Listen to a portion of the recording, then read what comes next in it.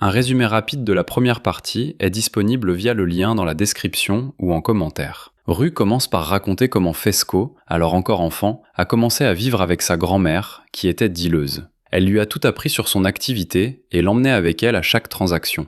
Un jour, en rentrant de l'école, Fesco découvre un petit garçon nommé H, que sa grand-mère a pris en garantie auprès de sa mère. Finalement, la mère d'H ne revient jamais le chercher. Fesco commence alors à s'occuper de lui, tout en s'impliquant de plus en plus dans les affaires de sa grand-mère. Un jour, la grand-mère de Fesco fait un malaise dans la salle de bain, puis décède à l'hôpital. À partir de ce moment-là, toute la responsabilité, à la fois pour H et pour le business, repose entièrement sur Fesco. Avec le temps, H devient un garçon assez agressif et finit par devenir le partenaire de Fesco. Un jour, alors que Mouse et Custer sont en pleine transaction avec Fesco, H sent que quelque chose de mauvais va arriver. Il fait irruption avec un marteau, tue Mouse et casse le nez de Custer, alors que Fesco ne faisait qu'une affaire classique. On revient au présent. Roux est assise à l'arrière d'une voiture avec H et Fesco. Pendant qu'elle champe à tue-tête, H s'agace et dit à Fesco de lui demander de se taire. Fesco, calmement, demande à Roux de baisser le volume, en expliquant qu'ils ont quelque chose d'important à faire. Lorsqu'ils arrivent au lieu du rendez-vous, Custer les attend avec sa petite amie, Faye. Il demande à Faye de rester dans la voiture pendant qu'il accompagne H et Fesco à l'intérieur de l'appartement, chez Laurie. Dans la voiture, Rue et Faye font connaissance et commencent à discuter. Soudain, Faye sort une seringue et s'injecte quelque chose. En voyant ça, Rue ressent un profond dégoût. Tout à coup, des hommes liés à Laurie apparaissent et enlèvent les filles. Rue et Faye sont emmenés à l'intérieur de l'appartement. Là, un homme chauve demande à tout le monde de se déshabiller, y compris Fesco et H, pour vérifier qu'ils ne portent aucun dispositif d'écoute. Rue refuse. L'homme chauve l'emmène alors dans la salle de bain pour la contrôler lui-même. Une femme nommée Laurie arrive ensuite. Elle s'assure qu'ils ne sont pas liés à la police, puis elle conclut un accord avec Fesco. Après le paiement, elle lui remet une valise remplie de marchandises. Sur le chemin du retour, Rue parle avec enthousiasme de ce qui vient de se passer, en disant que Laurie est une vraie gangster. Mais Fesco se met en colère contre elle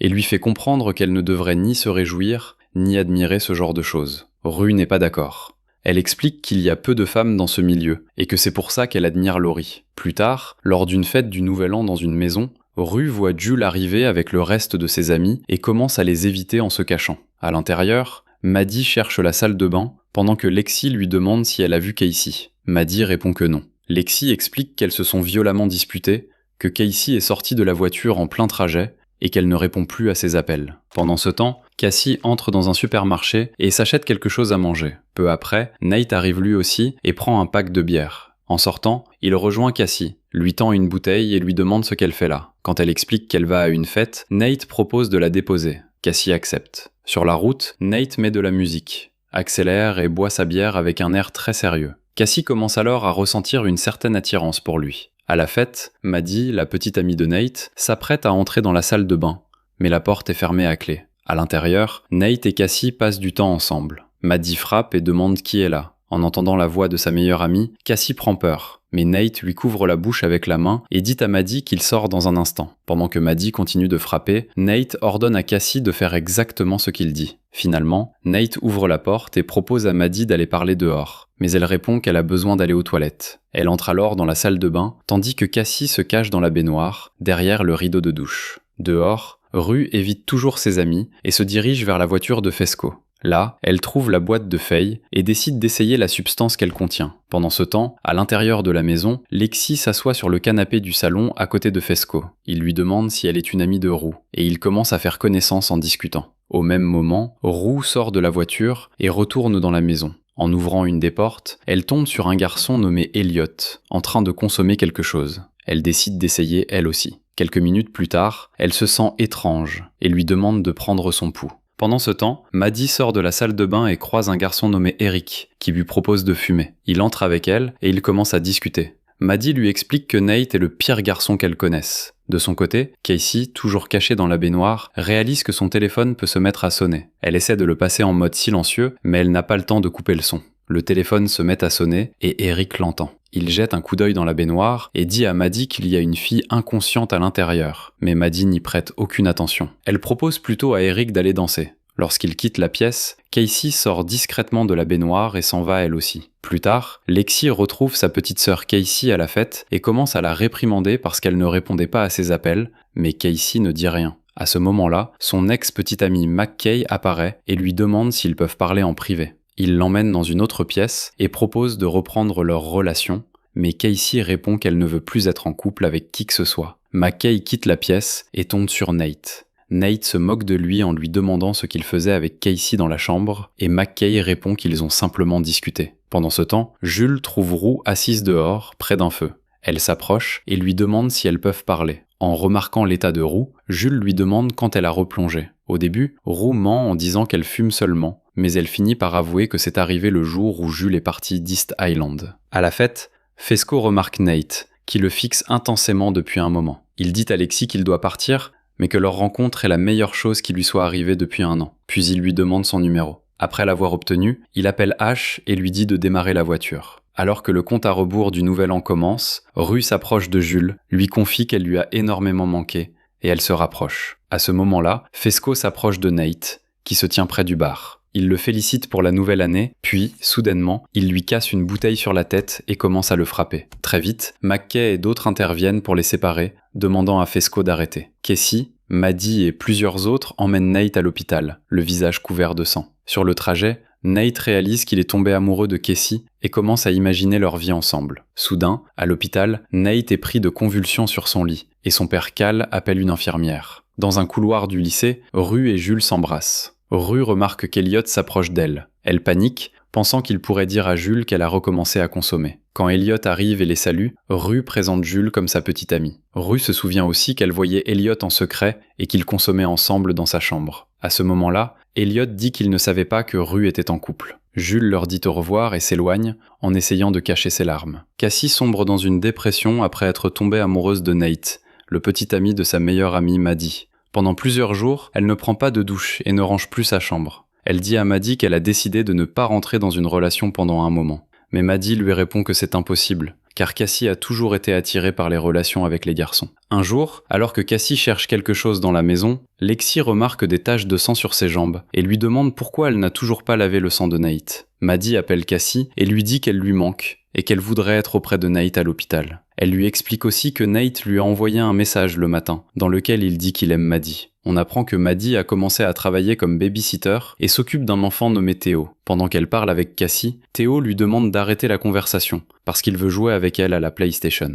Maddie raccroche, et Théo sourit. Ils jouent ensemble, puis Maddie le met au lit. La nuit, Maddie se rend dans le placard de la mère de Théo, Samantha, et commence à essayer ses vêtements. Soudain, elle entend les parents rentrer à la maison. Elle range rapidement tout et revient dans la cuisine à temps. Alors qu'elle s'apprête à partir, Samantha l'appelle. Maddie panique en pensant qu'elle a été découverte. Mais Samantha lui demande simplement de l'aider à fermer une fermeture sur sa robe. À l'école, Kat discute avec Maddie. Elle parle de sa relation avec Ethan et dit qu'il est trop mignon. Kat ment à Maddie en affirmant qu'elle a déjà eu une relation intime avec Ethan. Nate sort de l'hôpital et Cal ramène son fils à la maison. Sur la route, Cal lui demande qui lui a fait ça. Mais Nate répond qu'il ne s'en souvient pas et lui demande de ne plus aborder le sujet. Une fois à la maison, la mère de Nate dit à Cal qu'elle ne croit pas qu'il ait été battu sans raison. Mais Cal lui répond que c'est leur fils et qu'il doit être vengé. Pendant ce temps, dans sa chambre, Nate appelle Cassie. Elle est en larmes et panique, disant qu'elle a peur de perdre sa meilleure amie, Maddie. Nate lui dit qu'il la verra la semaine suivante, mais la prévient que si Maddie découvre tout ça, elle pourrait littéralement les tuer tous les deux. À l'école, Jules est en colère contre Rue, parce qu'elle est jalouse d'elle et d'Elliot. Rue affirme que ce n'est pas vrai, mais Jules dit qu'elle sait très bien que Rue a des sentiments pour Elliot. Rue le nie encore, et Jules finit par rentrer chez elle. Après son départ, Elliot s'approche de Rue et lui propose de consommer à nouveau ensemble. Rue accepte. De son côté, Cassie rentre chez elle et découvre Cal assis avec sa famille. Sa mère, Suze, explique que Cal veut savoir qui a frappé Nate pendant la fête. Pendant ce temps, Faye vit chez Fesco, car Custer lui a demandé de l'héberger. On apprend que la police la recherche parce qu'elle a poussé le gérant d'un motel du toit après qu'il lui a mal parlé. Mais Ash n'aime pas que Faye vive avec eux. À cause de cela, il a arrêté de parler à Fesco. Cal exige que Cassie dise qui a attaqué Nate pendant la fête. Au début, Cassie affirme qu'elle ne sait pas, mais Cal lui dit qu'il va faire appel au chef de la police, qui vérifiera les téléphones de tous les invités et interrogera chaque personne présente. En entendant cela, Cassie panique. car elle avait échangé des messages avec Nate au sujet de leur relation intime. Sous la pression, elle finit par donner le nom de Fesco. Après le départ de Cal, Lexi se dispute avec Cassie en lui disant que Cal bluffait et qu'elle a en réalité détruit la vie de quelqu'un. Cassie répond que Fesco le mérite, puisqu'il a frappé quelqu'un. On apprend que Lexi n'a pas cessé de penser à Fesco depuis la fête, car elle a commencé à l'apprécier. Elle part à vélo pour aller le prévenir que Cal le recherche, mais Cal l'attend déjà dehors, dans son pick-up, armé. Pendant ce temps, Rue passe de plus en plus de temps avec Elliot. Ils fument ensemble et traînent sans but. Rue lui confie qu'elle ne se sent elle-même que lorsqu'elle est sous l'effet de substances, qu'elle aime énormément Jules et qu'elle a peur de la perdre. Quand Elliot lui demande si elle a déjà perdu quelqu'un d'autre, Rue raconte que son père est mort d'un cancer quelques années plus tôt. Pendant ce temps, Kat ne sait plus si elle aime vraiment Ethan et décide de faire une liste des pour et des contre. Mais finalement, elle n'arrive à trouver aucun point négatif. Soudain, elle reçoit un message d'Ethan disant qu'il sera chez elle dans 20 minutes. Kat appelle Jules, qui est dans son bain, et lui propose d'aller faire du bowling. Pendant que Rue se déplace à vélo, elle voit Casey monter dans la voiture de Nate. Ils s'embrassent. Ensuite, Nate emmène Casey en voiture vers un motel, mais pendant le trajet, Maddie appelle constamment Nate. En voyant cela, Casey perd peu à peu son sourire. Rue arrive à une réunion de groupe de soutien pour personnes dépendantes, où l'on revoit Ali, déjà présent dans la première saison. De leur côté, Maddie, Jules et Kat vont jouer au bowling avec Ethan. Pendant que les filles jouent, Ethan les observe sans enthousiasme, à distance. Pendant ce temps, Nate ne conduit pas Casey vers un hôtel, mais vers un chantier isolé. Une fois la voiture arrêtée, il lui dit qu'il l'apprécie, mais lui demande ensuite d'oublier ce qui s'est passé à la fête et de ne plus y penser. Casey sort alors de la voiture et s'enfuit dans un bâtiment abandonné. Nate la poursuit et ils finissent par se rapprocher. Au même moment, Lexi entre dans la boutique de Fesco et est surprise d'y voir Faye. Fesco lui explique que Faye est simplement une amie. Pendant qu'ils discutent, Cal entre dans le magasin. Lexi est effrayée en le voyant, mais reste silencieuse. Cal achète un chewing-gum et demande à qui appartient la boutique. Fesco lui demande qui il est. Cal répond qu'il est simplement un père inquiet, puis il achète son chewing-gum et des chips avant de repartir. En voyant Ethan et Kat au bowling, Maddie confie à Jules qu'elle ne pense pas qu'elle trouvera un jour un garçon aussi gentil qu'Ethan. Après la réunion du groupe de soutien, Ali raccompagne Rue chez elle. Il entre dans la maison et fait la connaissance de sa mère, Leslie. Rue est un peu inquiète, craignant qu'Ali révèle à sa mère qu'elle a recommencé à consommer. Mais Ali ne dit rien. Maddie explique à Jules qu'elle et Nate se sont à nouveau séparés, mais qu'elle veut quand même se remettre avec lui. Jules lui conseille de ne pas le faire. Pendant ce temps, chez lui, Fesco ne dort pas. Il se déplace dans la maison avec une arme à la main, vérifiant chaque pièce. Lorsque Nate rentre chez lui, il découvre que Cal l'attend. Son père lui demande pourquoi un dealer l'a frappé. Nate ment et lui dit que Fesco est un ami de Jules et qu'il lui a volé une vidéo où Cal et Jules sont proches. Il ajoute que Fesco voulait dénoncer Cal à la police pour avoir eu une relation avec une mineure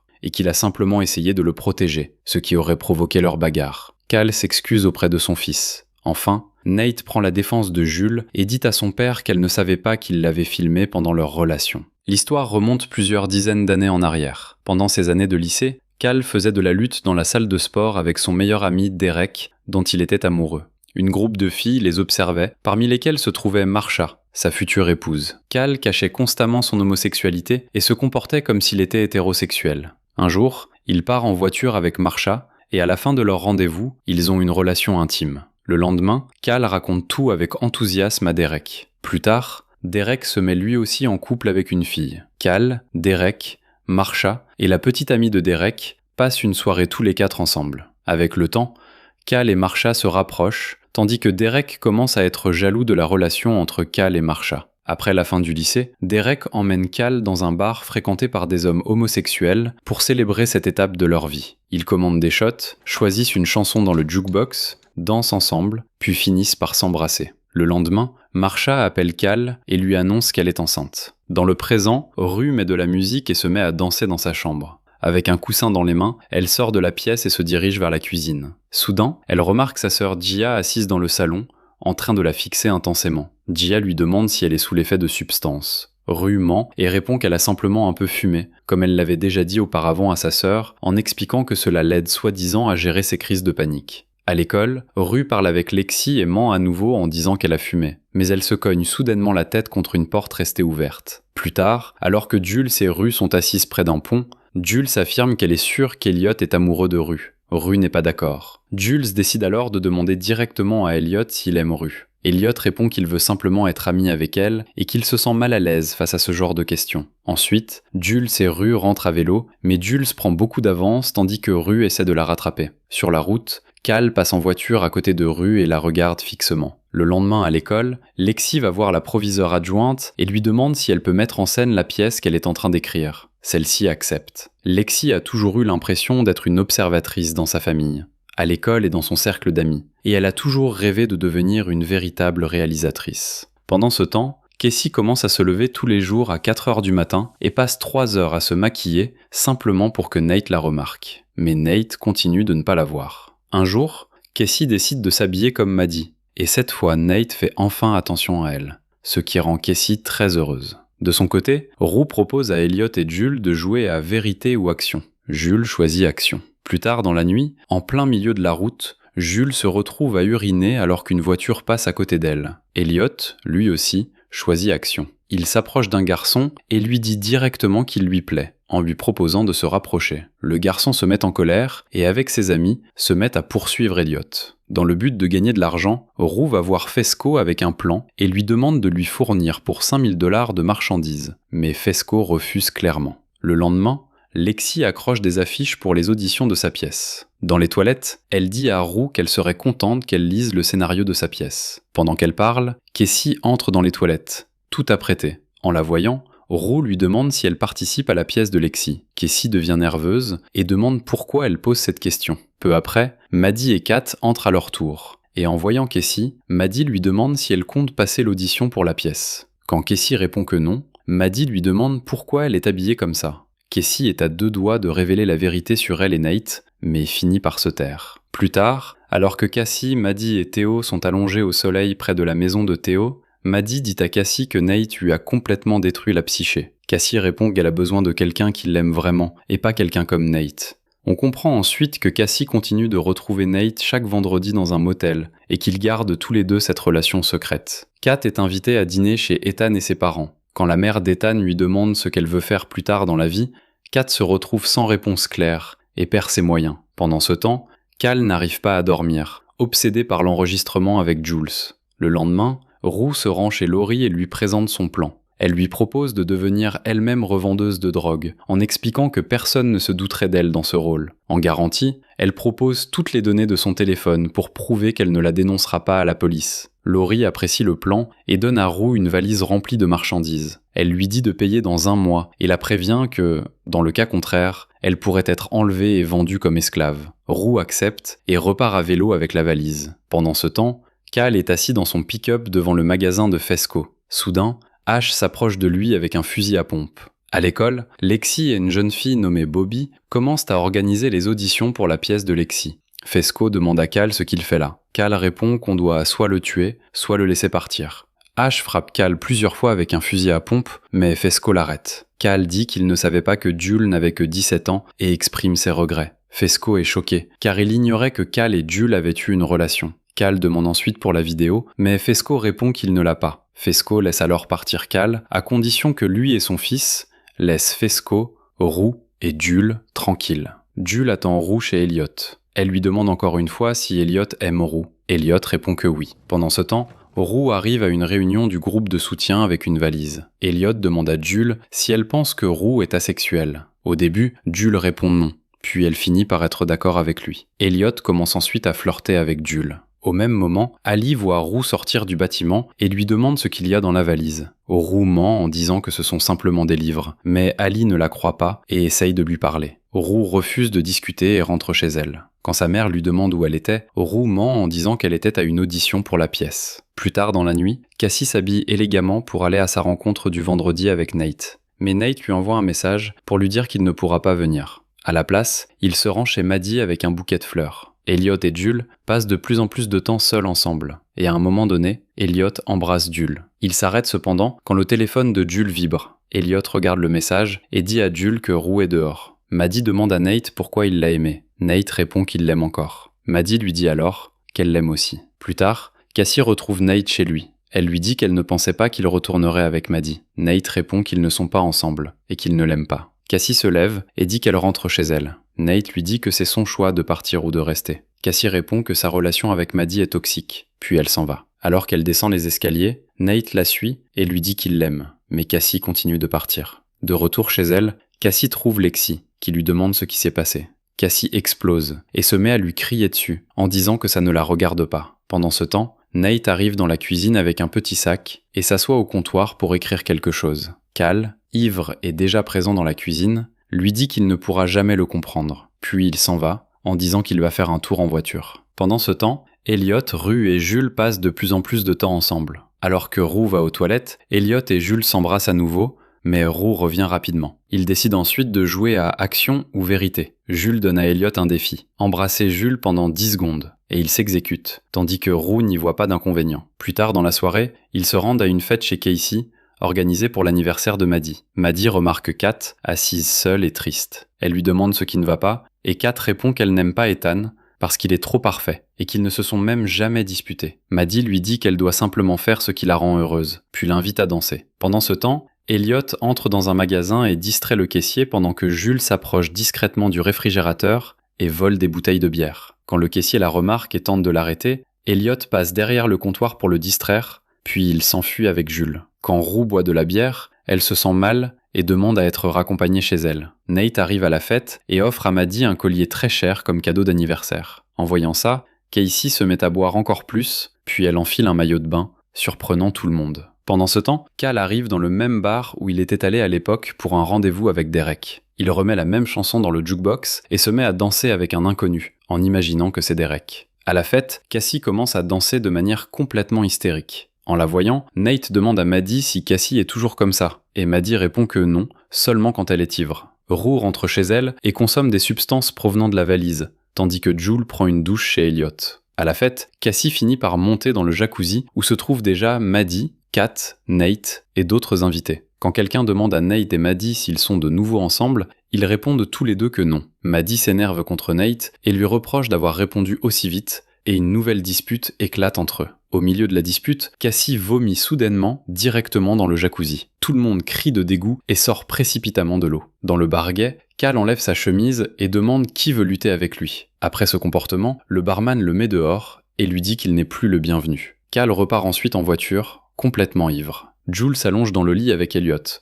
Il lui avoue qu'en réalité, Rue a consommé différentes substances avec lui tout ce temps. Jules est sous le choc et une larme coule sur sa joue. Pendant ce temps, Rue, sous l'effet de l'ivresse, commence à avoir des hallucinations. Cal rentre chez lui en riant bruyamment. Il défait son pantalon et urine directement devant la porte d'entrée. En entendant le bruit, Marsha sort et lui demande ce qu'il est en train de faire. Cal répond qu'il se sent seul. Marsha lui demande de remonter son pantalon, mais Cal refuse. Pendant qu'il parle, Nate et son grand frère Aaron arrivent aussi, mais Cal continue de rire. Marsha descend et dit à Cal qu'il devrait aller voir un médecin, mais il refuse encore. Il finit par avouer à sa femme et à ses fils qu'il couche avec des hommes.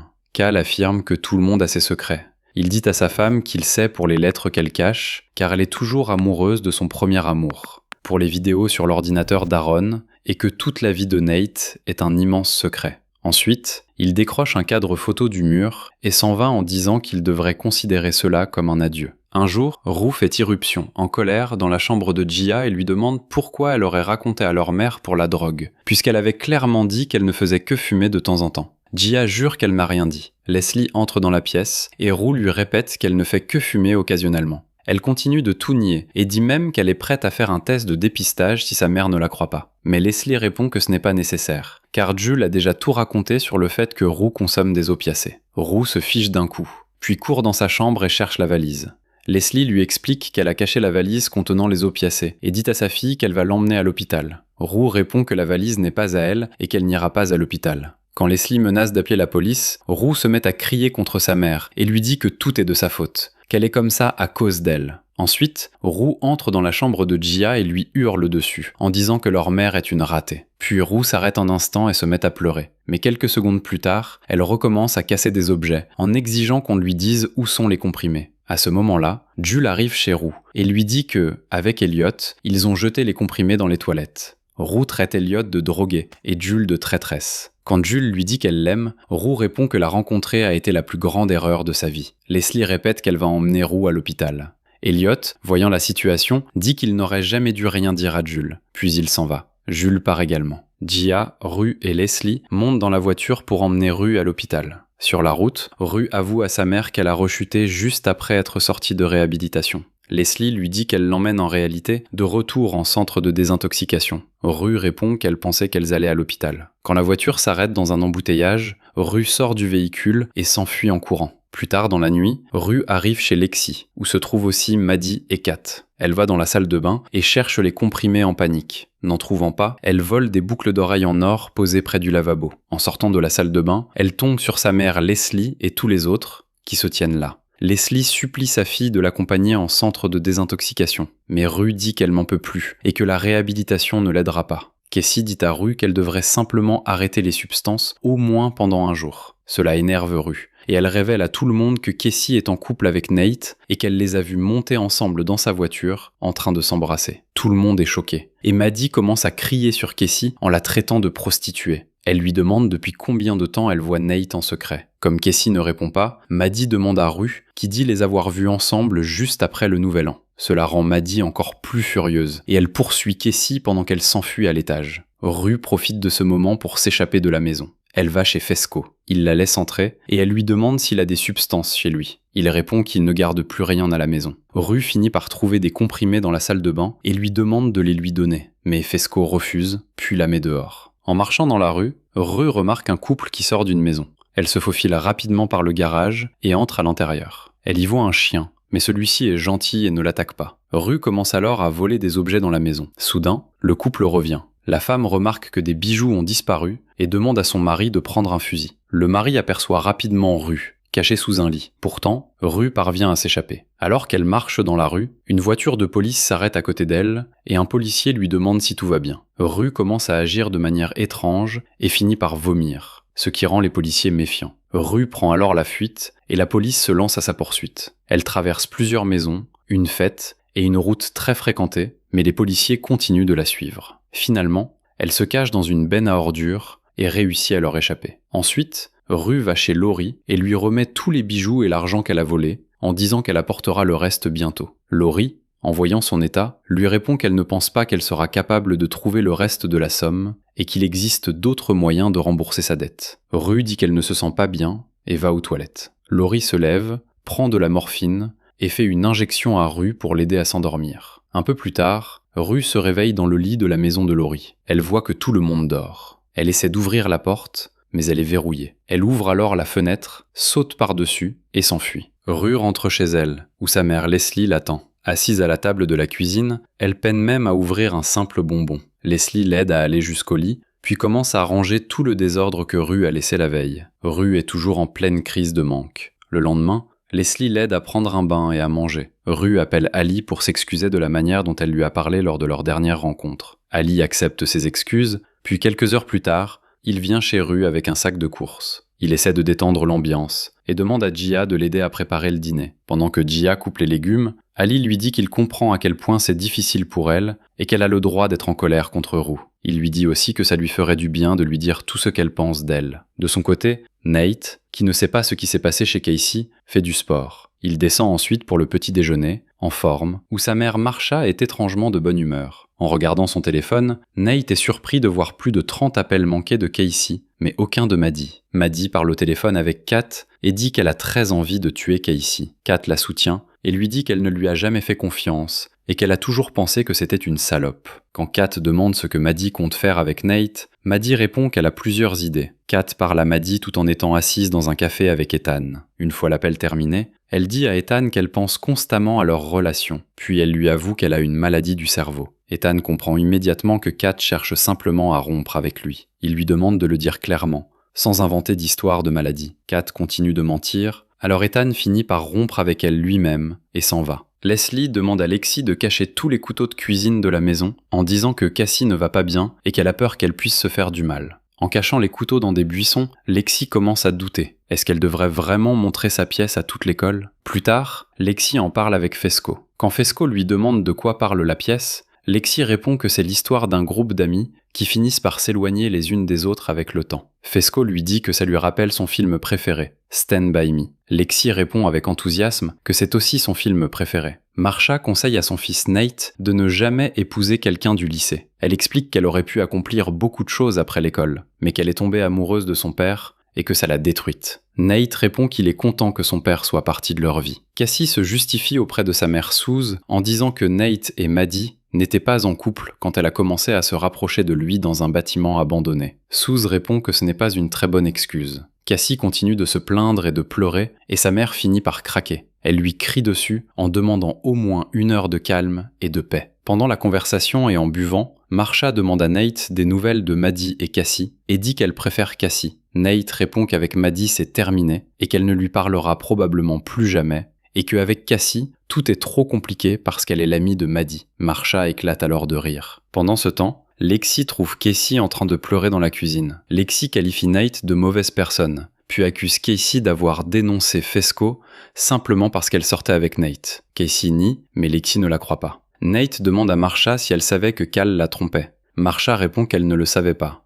Elle ajoute ensuite qu'elle compte recommencer à sortir avec des hommes et se trouver un nouveau partenaire. Nate s'énerve et lui crie dessus, lui demandant pourquoi elle agit comme une adolescente. Au même moment, Casey revient dans le salon et demande à Lexi pourquoi elle traite Nate de mauvaise personne alors qu'elle est amie avec Rue, qui est une droguée. Suze répond que Rue est une bonne personne, mais qu'elle a simplement eu une vie difficile. Casey dit que la vie de Rue n'est pas si différente de la sienne. Quand Suze essaie de la calmer, Casey se met à crier et s'en va. Pendant ce temps, Nate entre dans le bureau de son père et ouvre un tiroir verrouillé, où il trouve une arme à feu. Maddie, qui s'occupe de Theo, se sent déprimée et trahie. Quand Theo s'endort, elle va essayer les vêtements de Samantha. Peu après, Samantha arrive, et Maddie lui raconte sa journée avec Theo. Samantha sort ensuite une bouteille de vin et invite Maddie à se baigner et à boire un verre. Maddie lui parle de Nate et Cassie. Samantha lui répond qu'elle a elle-même eu des comportements similaires à l'université. Elle avoue avoir couché plusieurs fois en secret avec le petit ami de sa meilleure amie et regrette ce qu'elle a fait. Samantha dit à Maddie qu'un jour, comme elle finira par trouver un bon mari riche. De son côté, Lexi se trouve chez Fesco et ils chantent ensemble une chanson qui passe sur un magnétophone. Quand Faye sort jeter les poubelles, Custer, caché dans une ruelle voisine, l'appelle. Il lui dit que la police l'a interrogé au sujet de Mouse et qu'il a été obligé de dire que c'est Ash et Fesco qui ont tué Mouse. Faye retourne à l'intérieur et va prendre une douche dans la salle de bain. Quand Maddie rentre chez elle et se change,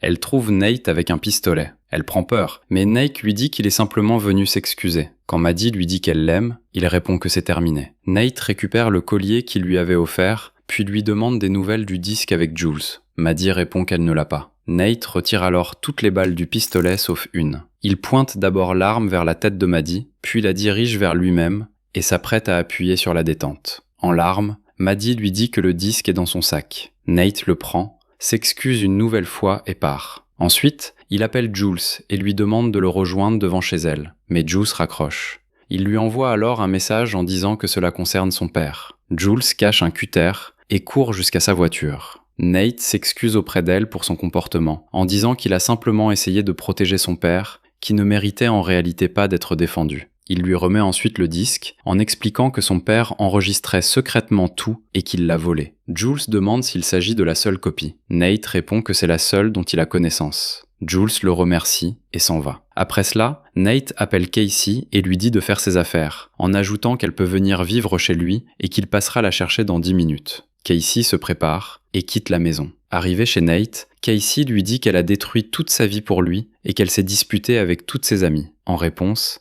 Nate l'embrasse et ils se rapprochent. Pendant le dîner avec Ali et sa famille, Rue s'excuse auprès de tout le monde et dit qu'elle veut arrêter la drogue. Gia ne réagit pas très positivement et rappelle que Rue elle-même disait que les chances de réhabilitation étaient seulement de 5% et qu'il n'y avait presque aucun espoir. Mais Ali lui répond qu'il croit malgré tout que Rue finira par trouver cet espoir. Plus tard, quand Rue et Gia dorment dans le même lit, leur mère appelle le centre de désintoxication. Dans la scène suivante, on découvre la pièce de Lexi. Elle commence par une scène des funérailles du père de Rue, où Lexi entre dans la chambre de Rue et lui lit un poème qui l'aide à se calmer. La scène suivante montre 5 amis au début de la 9e année. Lexi change leur nom, mais Rue, Cassie, Kat et Maddie comprennent qu'il s'agit d'elle. L'action remonte ensuite à quelques heures avant le début de la pièce. Fesco parle au téléphone avec Lexi et dit qu'il ne comprend toujours pas de quoi parle la pièce. Lexi répond qu'elle parle d'elle et de ses amis. Elle ajoute ensuite qu'elle a peur que la pièce puisse blesser quelqu'un. Fesco lui dit que tout dépend de ses intentions. Lexi répond que ses intentions sont bonnes, mais que sa sœur Cassie pourrait penser le contraire et se mettre en colère. Fesco lui conseille alors de ne pas l'inviter.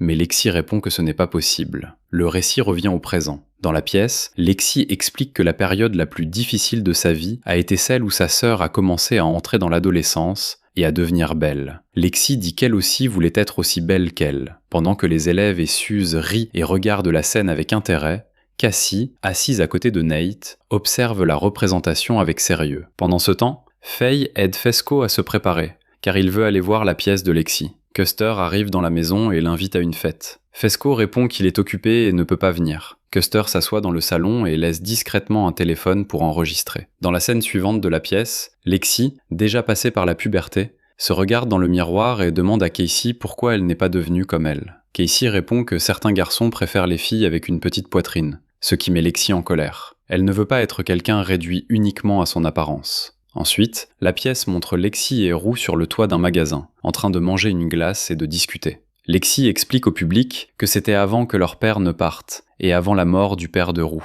une époque où Roux était encore sa meilleure amie et où elle ne s'était pas encore éloignée. La pièce continue avec une scène dans la maison de Lexi, où Casey, Suze et le père de Lexi passent un bon moment ensemble. Ensuite, Suze et son mari dansent lentement dans le salon en s'enlaçant. En voyant cela, Casey devient émotive, et Suze dans le public se met à pleurer. Dans la scène suivante, Roux donne à Lexi de quoi fumer, mais Lexi se met à tousser, ce qui fait rire toute la salle. Pendant la représentation, Lexi remarque que le siège de Fesco est vide, et comprend qu'il n'est pas venu. Dans la pièce, sur le chemin du retour, Lexi dit à Roux qu'elle n'a pas aimé cette expérience. Elle explique ensuite au public que ce genre de substance aide Roux à étouffer ses mauvaises pensées, mais que pour elle, cela produit l'effet inverse. Leslie dit à Roux qu'elle ne peut plus continuer à la laisser détruire sa vie, puisqu'elle va bientôt avoir 18 ans. Elle ajoute qu'elle va désormais se concentrer davantage sur Gia, qui rencontre des difficultés à l'école et qu'elle ne veut pas perdre ses 2 filles. Dans la scène suivante de la pièce de Lexi, elle explique qu'après leur entrée en 9e année et leur intégration dans l'équipe de cheerleader, Casey et Maddie sont devenus inséparables et meilleures amies. Une nuit, Maddie maquille Lexi. Lexi dit qu'elle se sent ridicule, mais Maddie répond que tout le monde est ridicule et que ce n'est pas important. Ensuite, Suze arrive et leur demande d'aller dormir. Une fois les lumières éteintes, Maddie se glisse dans le lit de Casey et se met à pleurer en parlant de sa famille. Cette scène touche profondément Maddie et Casey dans le public. Maddie se souvient alors de ce qui s'est passé quelques jours plus tôt, quand elle a appris la relation entre Nate et Casey. Elle s'était mise à courir après Casey, mais celle-ci s'était enfermée dans la salle de bain. En pleurs, Maddie lui demandait comment elle avait pu faire ça, en disant qu'elle ne lui aurait jamais fait une chose pareille.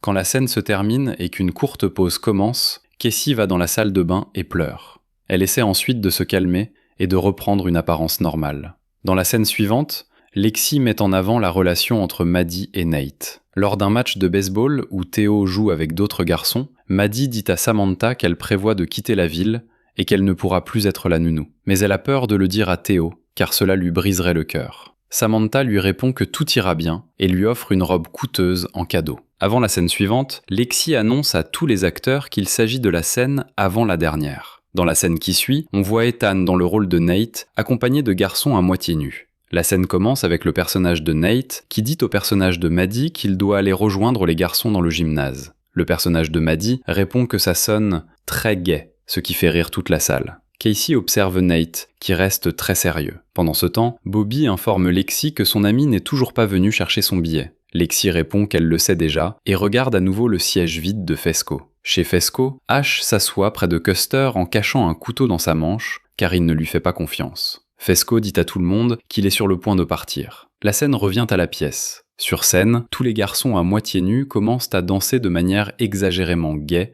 ce qui fait rire tout le public. Les spectateurs crient et applaudissent, tandis que Nate serre les poings de rage. Quand la scène se termine, tout le public applaudit, et Nate se lève et quitte la salle. Casey le suit et s'excuse pour sa sœur Lexi. Nate lui dit que cette scène est extrêmement offensante. Casey répond qu'elle ne savait rien, mais Nate rétorque que c'est la pièce de sa sœur. Il dit ensuite à Casey de faire ses affaires et de quitter sa maison. Juste avant de partir, Custer dit à Fesco que la police a retrouvé le corps de Mouse, essayant ainsi de le pousser à avouer. Soudain, Faye fait tomber un verre. En se baissant pour ramasser le verre brisé, elle fait discrètement signe à Fesco de se taire. Faye dit à Custer qu'il avait affirmé que Mouse avait été tué par Laurie. Custer, confus, répond qu'il n'a jamais mentionné Laurie, mais Faye insiste en disant qu'il l'a bien dit et lui demande pourquoi il essaie de la protéger et de couvrir les gens de Laurie. Custer, ne comprenant pas ce qui se passe, commence à se disputer avec elle et lui demande si elle est sous drogue. Faye répète sa question et insiste sur le fait qu'il tente de cacher le meurtre de Mouse et de protéger Laurie. Quand Custer n'a plus de réponse, Fesco lui demande de partir. Mais soudain, Ash se lève et lui plante un couteau dans la gorge. Fesco lui ferme rapidement la bouche et après la mort de Custer, il place son téléphone dans un verre d'eau.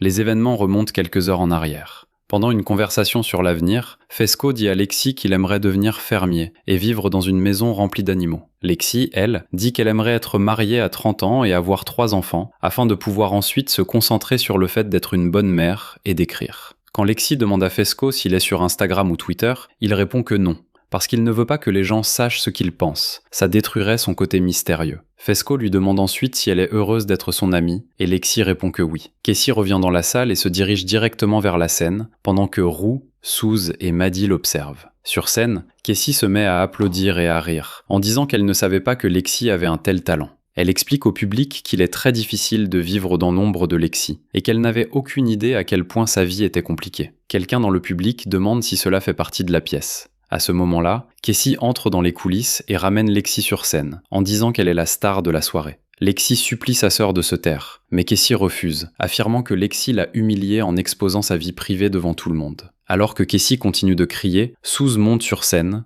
se présente et félicite Ethan pour sa performance dans son rôle. Elle demande ensuite à Casey de rentrer à la maison avec elle, mais Casey refuse. Casey affirme que sa seule faute est d'avoir vécu sa vie, tandis que Lexi, elle, n'a jamais vraiment vécu et a seulement observé les autres de l'extérieur. Elle ajoute que si tout le monde veut la voir comme une méchante, alors elle le deviendra. Alors que Suze tente de faire sortir Casey de scène, quelqu'un dans le public demande à voix haute si le personnage de Nate a couché avec le personnage de Casey. En entendant cela, Casey crie que cela s'est passé à un moment où Nate et Maddie n'étaient déjà plus ensemble. Maddie répond immédiatement en criant et traite Casey de salope, et les deux commencent à s'insulter violemment. Lexi quitte les coulisses, et peu après, les lumières s'éteignent. La scène suivante commence avec le personnage de Casey qui entre sur scène à cheval. Quand tout le monde commence à rire, Casey se met en colère et fait tomber l'actrice du cheval. En voyant ça, toute la salle éclate encore plus de rire. Maddie monte sur scène et gifle Casey, pendant que les spectateurs filment tout avec leur téléphone. Casey s'enfuit de la scène et Maddie la poursuit en sortant de la salle. Rue, assise dans le public, est sous le choc de ce qu'elle voit. Son regard se pose sur Elliot et elle se souvient d'une visite chez lui quelques jours avant la pièce. Dans ce souvenir, Rue dit à Elliot qu'il a peut-être, sans le vouloir, sauvé sa vie en disant la vérité à Jules sur le fait qu'elle consommait encore des drogues. Elle lui dit qu'elle lui pardonne et qu'elle est reconnaissante pour ce qu'il a fait. Elliot met ensuite de la musique pour Rue et lui demande s'ils peuvent encore rester amis. Rue répond que oui. Bobby retrouve Lexi, assise sur la scène derrière le rideau fermé. Lexi dit que c'est la seule chose qu'elle ait jamais vraiment faite dans sa vie et que tout est devenu une catastrophe. Bobby lui répond qu'au moins, ce n'est pas ennuyeux et qu'il n'y a pas eu beaucoup de spectacles dans l'histoire de l'école qui aient provoqué une vraie révolte. Les larmes aux yeux, Lexi rit et se relève en disant que ce n'est pas encore fini. Bobby la conduit en coulisses où tous les acteurs attendent la suite. Rue commence à scander le nom de Lexi depuis la salle et tout le public reprend le cri. Lexi entend les appels et dit aux acteurs de se préparer pour la prochaine scène. Elle revient ensuite sur scène et remercie tout le monde d'être venu. Pendant ce temps, Fesco prend le couteau à Ash et lui dit de sortir et de dire à la police que c'est Fesco qui a tué Custer. Mais à la place, Ash s'enferme dans la salle de bain avec une arme. Pendant ce temps, Nate prend le revolver de son père et se rend sur un chantier, où il retrouve Cal avec un groupe d'hommes transgenres. Nate serre Cal dans ses bras, se sert à boire et lui demande s'il est devenu plus heureux là-bas. Cal propose de parler en privé, mais Nate exige une réponse immédiate. Quand Cal dit qu'il est heureux, Nate répond que c'est injuste et qu'il n'a pas le droit d'être heureux après avoir détruit sa vie. Nate explique qu'il était enfant lorsqu'il a découvert des éléments compromettants concernant son père et que depuis, il est hanté par des cauchemars. Ensuite, Cal demande à tous les hommes transgenres de partir. Une fois seul, Nate dit à son père qu'il a toujours essayé de le protéger, mais que celui-ci l'a quand même détruit. Cal s'excuse et dit qu'il l'aime, mais Nate répond qu'il ne veut plus que se venger, et il lui montre une clé USB en disant qu'elle contient toutes les preuves des actes de son père. Cal le supplie de ne pas le dénoncer. À ce moment-là, la police arrive, et Nate ouvre la porte. Les policiers entrent et arrêtent Cal. Pendant ce temps, la police fait irruption dans la maison de Fesco et découvre le corps sans vie de Custer. Devant la porte de la salle de bain, Fesco supplie Ash de sortir. Quand Ash tire depuis l'intérieur, la police riposte et Fesco est lui aussi accidentellement touché. Lorsque les policiers ouvrent la porte de la salle de bain, Ash abat l'un d'eux, mais il est immédiatement tué par un autre policier. Dans la pièce, Rue prononce un discours funèbre lors des obsèques de son père, ce qui provoque une forte émotion dans toute la salle. Ensuite, Rue appelle Lexi et lui dit qu'elle a lu sa pièce et qu'elle est magnifique. Elle demande si elle peut venir chez elle. Lexi accepte et Rue se rend chez elle. Rue dit à Lexi que sa pièce est la première fois où elle regarde sa vie sans se détester. Elle raconte que, quand son père est mort, tout le monde disait que ça devait arriver, ce qui la mettait en colère, mais qu'aujourd'hui, elle comprend ce que cela voulait dire. Elles discutent, puis finissent par s'étreindre. À ce moment-là, la représentation se termine et toute la salle se lève pour les applaudir. De leur côté, Maddie, Kat et Casey se trouvent dans les toilettes avec des bleus et des marques sur le visage. Casey dit à Maddie que Nate a rompu avec elle avant même qu'elle ne monte sur scène. Maddie répond que ce n'est que le début et qu'il y aura encore beaucoup de ruptures à venir. Pendant que le public quitte la salle, Jules s'approche et s'assoit à côté de Rue. Elle lui demande pardon et lui dit qu'elle l'aime. Rue l'embrasse sur le front, puis s'en va.